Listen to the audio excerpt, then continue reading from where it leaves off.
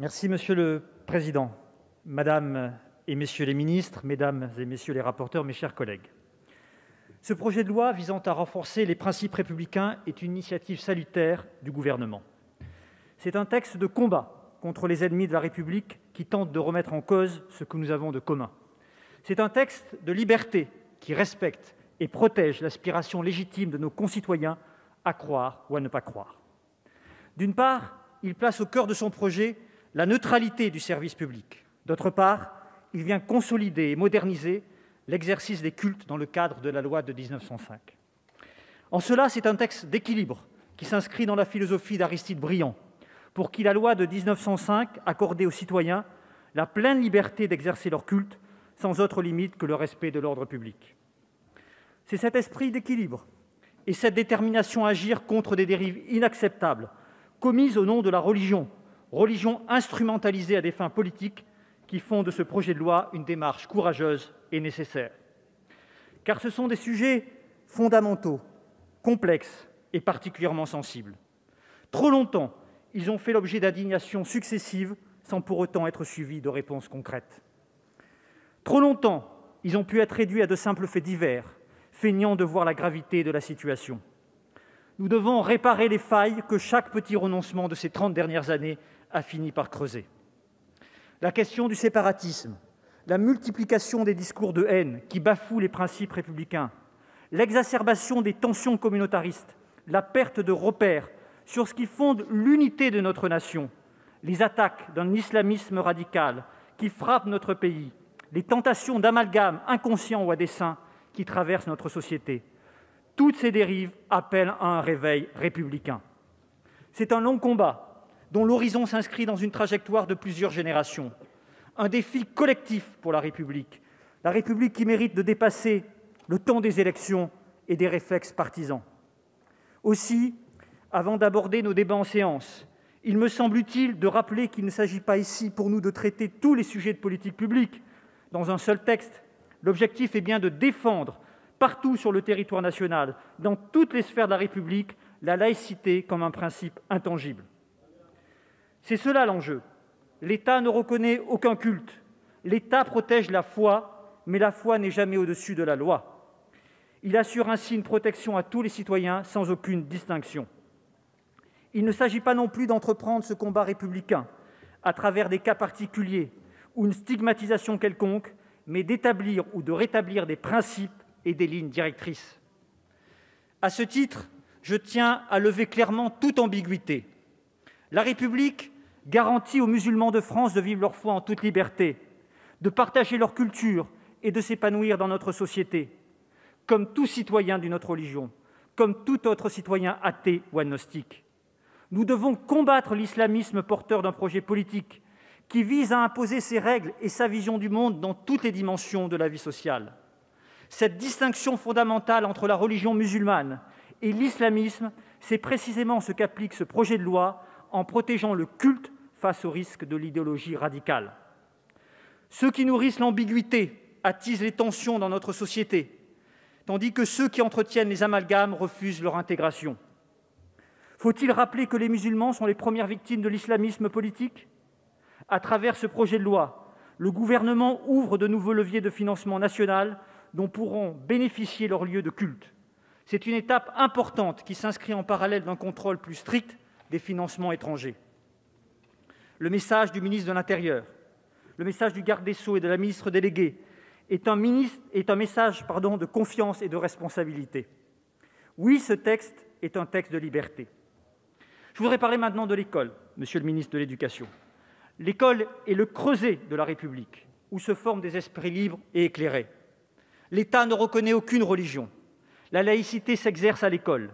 L'école qui élève, qui permet de dépasser sa condition sociale pour atteindre sa vocation de femme ou d'homme. C'est le lieu de la liberté, le lieu de la fraternité et de l'égalité. Et pour tenir cette promesse des Lumières, l'école doit rester le lieu de la laïcité. L'école de la République est généreuse, oui généreuse, parce que sa vocation est de favoriser l'égalité des chances, en accordant davantage à ceux qui ont moins de capital social ou culturel de départ. C'est le sens du dédoublement des classes que le gouvernement a entrepris dès 2017.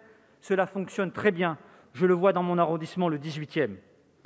Mais généreuse et juste ne signifie pas naïve. L'État doit être implacable face à ceux qui tentent de détruire le pacte républicain. C'est ce que vous portez, monsieur le ministre Jean-Michel Blanquer, avec force et conviction. Plus que jamais, la communauté éducative doit être soutenue par la société tout entière. Selon un sondage IFOP pour la Fondation Jean Jaurès, 44% des enseignants déclarent s'autocensurer lorsqu'il s'agit d'évoquer en classe des questions de laïcité et de liberté d'expression. Dans le même temps, d'après une étude de l'Observatoire de la laïcité, 81% des enseignants indiquent ne jamais avoir reçu de formation spécifique à la laïcité. Cette situation nous interpelle fortement. La République a le devoir de les aider, de les accompagner dans l'exercice de leur mission. Rendre obligatoire cette formation permettrait de pallier ce déficit et de donner davantage de cohérence dans le déploiement d'un module de formation commun à ces enjeux majeurs pour la transmission des principes républicains. Notre groupe Agir ensemble se félicite que cette idée ait été reprise en commission à travers une proposition de la majorité. C'est une avancée importante. Toutefois, nous souhaitons insister sur le fait qu'il serait pertinent que cette formation obligatoire soit couplée d'un volet dédié à la lutte contre les discriminations. Ce sont, selon nous, deux dimensions qui doivent aller ensemble. C'est dans cette même logique de transformation en profondeur de la société que je propose avec mon collègue Christophe Euzet que les dirigeants et cadres associatifs suivent de manière obligatoire une formation à la laïcité et à la lutte contre les discriminations. Évidemment, lorsque leurs associations perçoivent une subvention publique. Il s'agit pour nous d'une condition complémentaire qui doit aller de pair avec la signature du contrat d'engagement républicain. Les associations jouent un rôle majeur d'éducation, de solidarité, d'inclusion et d'animation auprès de la population. À travers leur mission essentielle, elles assument ainsi une responsabilité éminente dans la transmission des principes de la République. Cette formation obligatoire constituerait un levier décisif dans la mise en œuvre opérationnelle du contrat d'engagement républicain. Et ce, pour plusieurs raisons. D'abord, pour doter les responsables associatifs d'outils afin de présenter le principe de laïcité ou savoir comment réagir lorsqu'ils sont confrontés à des situations complexes. Pour détecter et signaler des comportements contraires au contrat d'engagement républicain, pour progresser efficacement dans la lutte contre les discriminations. Par ailleurs, précisément parce que les associations culturelles ou sportives tiennent une place éminente dans la vie sociale, celles-ci peuvent faire l'objet de dérives à travers un financement extérieur. À ce titre, il nous semble utile d'étendre le contrôle des financements étrangers prévus par le projet de loi à destination des associations cultuelles aux associations de loi de 1901. Il ne s'agit nullement de les stigmatiser, mais de prendre la mesure de phénomènes nouveaux de radicalisation qui ont pu à plusieurs reprises ces dernières années utiliser ce biais à vocation sociale, culturelle ou sportive pour le détourner en un outil de propagande politique. Notre devoir de législateur est d'anticiper ces situations potentielles en apportant une meilleure garantie de contrôle des influences extérieures. Je souhaiterais dire également quelques mots sur l'importance de la langue française dans ce débat sur le renforcement des principes républicains. Maîtriser le français, c'est un projet d'adhésion à notre pays, un projet d'adhésion à ses valeurs, à ses principes, à son histoire. C'est dans la maîtrise de la langue que se joue la capacité à exprimer ses opinions, sa vision du monde et à se comprendre entre citoyens. Remettre la langue française au cœur de notre identité est un projet de reconquête républicaine, une reconquête par l'école. Dans cette perspective, nous considérons que l'autorisation de l'instruction en famille doit être naturellement soumise à la maîtrise du français comme condition préalable. Comment pourrait-il en être autrement pour les défenseurs de l'égalité des chances que nous sommes ? Il y a un lien intime entre la singularité de notre langue et la laïcité à la française. Les deux participent d'une même vocation universelle. Elles sont l'une et l'autre une part de notre exception culturelle. Elles structurent notre identité et façonnent notre pensée. Notre modèle de laïcité est regardé dans le monde. Cette voix française est attendue dans de nombreux pays, par des femmes, par des hommes qui se reconnaissent dans cette conception des Lumières. Car en effet, notre modèle est en concurrence avec d'autres modèles, le modèle anglo-saxon et le modèle asiatique, dont l'influence respective est grandissante. Défendre notre modèle de laïcité avec fierté, ce n'est pas seulement défendre notre identité, c'est promouvoir une certaine idée de l'émancipation de l'individu qui place sa confiance dans le citoyen. Loin de repli sur soi, il correspond à une vision ouverte et libre des femmes et des hommes auxquels il s'adresse. Avant de conclure, je souhaiterais souligner la qualité des débats et d'écoute lors de nos échanges en commission spéciale. Car ce projet de loi ne se réduit pas à un projet contre des ennemis de la République. Il s'inscrit dans une vision positive de ce que notre nation veut produire de commun.